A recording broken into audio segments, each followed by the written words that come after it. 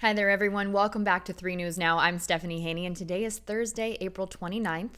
Thank you for choosing to be here for your top stories from WKYC.com and our WKYC app. And of course, one of the top stories today is that it is NFL Draft Day. The 2021 NFL Draft is officially here in Cleveland. We've been counting down for about a month to this, and the day has finally come. Now, we will have all kinds of coverage for you. That'll be kicking off at 7:30 p.m. online at your Ultimate Draft headquarters. That's WKYC.com, the WKYC app, our Facebook page, and our YouTube pages. So you're not going to want to miss that. That will be hosted by Dave Dino DiNatale and our 3 News sports analyst, Ben Axelrod. We'll also have guest appearances on there from Jay Crawford, voice of the Browns, Jim Donovan, and our sports reporter, Nick Camino, with everything you need to know there. Also, reporters coming in from the NFL Draft Experience, letting you know everything that's going on there. And the Locked On Podcast Network will be popping in with pick-by-pick reaction and also the national perspective throughout that show,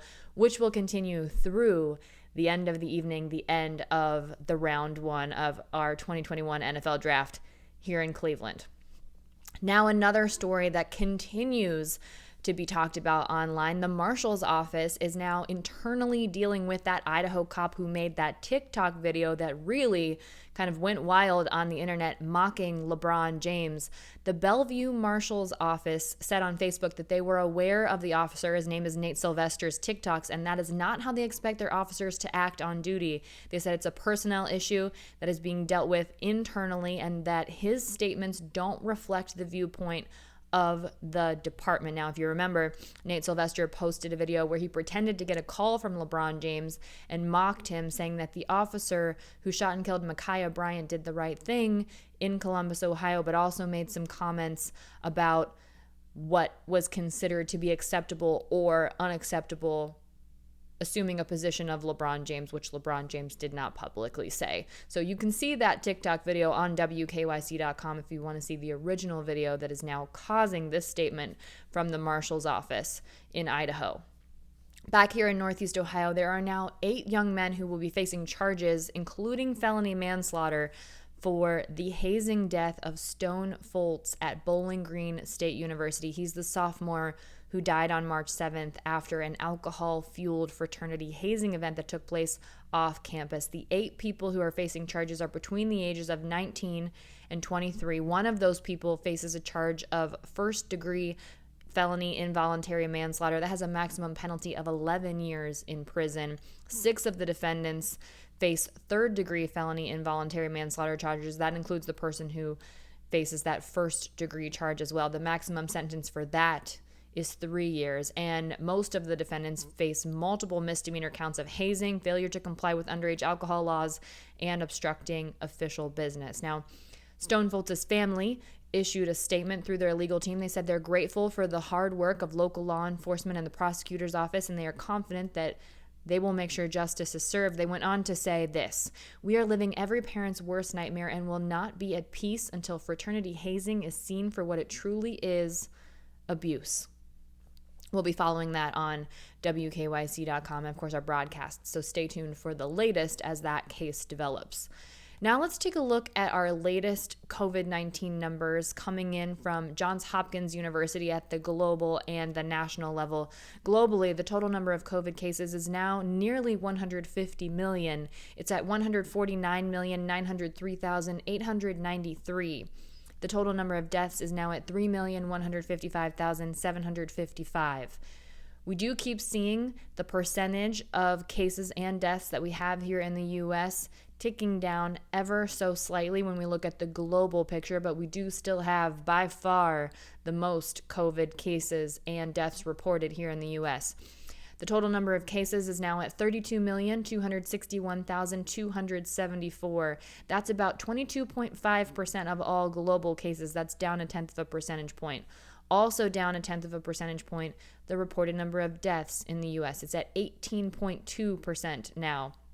That total number is 574,767. Here in Ohio, the latest numbers are in from the Ohio Department of Health. We've seen 1,786 new reported cases of COVID-19. That's in the last 24 hours. And the total number of people who have been hospitalized related to COVID in the last day is 127. That's down from what we saw yesterday. There are 1,200 people currently in the hospital being treated for COVID-19. That's also down from what we saw yesterday. The total number of people in the ICU is at 345. That's the same. And we've seen 12 new ICU admissions in the last day. That is also down from yesterday.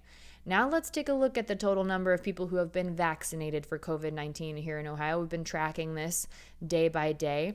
Close to 32% of Ohioans are now completely vaccinated against COVID-19. So that means they've either had 2 Pfizer shots, and it's been 2 weeks since the second shot. They've had 2 Moderna shots, and it's been 2 weeks since the second shot.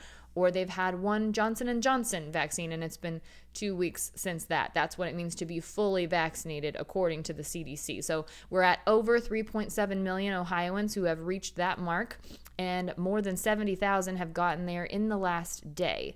Taking a look at the number of people who have started getting their COVID-19 vaccine, that's almost 40% of Ohioans. That means that they've had at least 1 shot of the Moderna and at least 1 shot of the Pfizer vaccine, either or.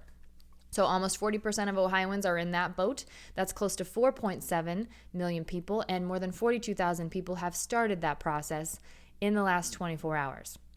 Now, with it being draft day, we have our NFL mock draft up. That's from our 3 News sports analyst, Ben Axelrod. These are the final 3 News predictions for all 32 first-round picks. If you will remember, the Cleveland Browns now sit at number 26 in the NFL draft. That is a much lower pick than we are used to because we had the wonderful experience of going 11-5 in the regular season in 2020. So that means a lower draft pick. So that's going to be coming late tonight. So if you're watching for that, you can stay tuned to the Ultimate Draft Headquarters show on WKYC.com, our WKYC app, our Facebook, and our YouTube pages, and follow along as we get to that point. But among the top 5, we do have an Ohio team. The Cincinnati Bengals have the number 5 pick. And what's projected there? Jamar Chase, wide receiver from LSU. Now, the big debate is whether Cincinnati will go receiver or offensive line. Offensive line might be the more pressing need for the Bengals, but there are enough second-round targets available, according to our sports analyst, that the Bengals could afford to pair the top receiver in this year's draft, Jamar Chase, with his college quarterback, Joe Burrow. So that would be a reunion there for those two. The number 4 pick goes to the Atlanta Falcons, and that's projected to be Kyle Pitts, tight end from Florida. Now, the Falcons have 2 perceived first-round quarterbacks on the board. Atlanta is open for business for that, but it would make sense, according to our analyst, to bolster Matt Ryan's arsenal with the best non-quarterback in this year's draft, and that is Kyle Pitts. Now we're going to flip it, and we're going to take a look at the number 1 projected pick. That goes to the Jacksonville Jaguars. Trevor Lawrence is projected to go there, quarterback out of Clemson. The question has not been, will Trevor Lawrence be the number 1 pick, but rather who will be picking up Trevor Lawrence. And with the worst record in the NFL in 2020, the Jaguars will begin the Urban Meyer era with the best quarterback prospect since Andrew Luck in 2012. That's according to Ben Axelrod. The number 2 pick goes to the New York Jets.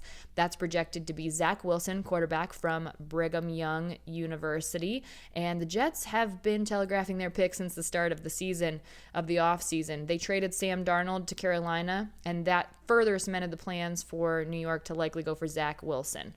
And the number 3 pick goes to the San Francisco 49ers. That's via the Miami Dolphins, via the Houston Texans, and they're projected to go after Mac Jones, the quarterback from Alabama. Now, this is where we get into the first real question mark, really, of the 2021 NFL draft, and it seems to be pointing to Mac Jones from Alabama going to the 49ers. One more thing to let you know before we go here. Good news if you're a fan of Genesis. They've not been on tour in 14 years, but they are now making their way back to North America with the Last Domino tour, and that'll be making a stop here in Cleveland at Rocket Mortgage FieldHouse. Tony Banks, Phil Collins, and Mike Rutherford have all signed on to play venues in the U.S. and Canada. That's starting in November, so at Rocket Mortgage FieldHouse on Tuesday, November 30th, you'll be able to catch Genesis live in the act.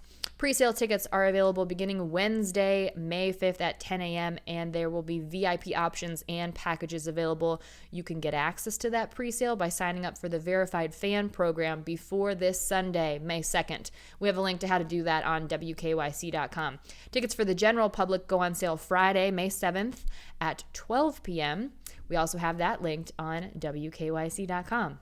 That's it for your 3 News Now update for Thursday, April 29th, day 1 of the 2021 NFL Draft here in Cleveland. Remember, stick with WKYC.com all through the night, our WKYC app, Facebook, and YouTube page for the most up-to-date analysis, hosted by Dave Dino DiNatalia and our 3 News sports analyst, Ben Axelrod, with special appearances from Jay Crawford, voice of the Browns, Jim Donovan, and our sports reporter, Nick Camino, and also the guys from the Locked On Podcast Network. And between now and then, if you want to get caught up on what to expect in the draft, you can listen to my 3 Things to Know with Stephanie Haney podcast. Jim Donovan is my guest this week, breaking down what we can expect to see from the Browns and who will be among, according to Jim's view, those top 5 draft picks. All right, everyone, stay safe, be well, and I'll see you back here tomorrow for more 3 News Now. I'm Stephanie Haney.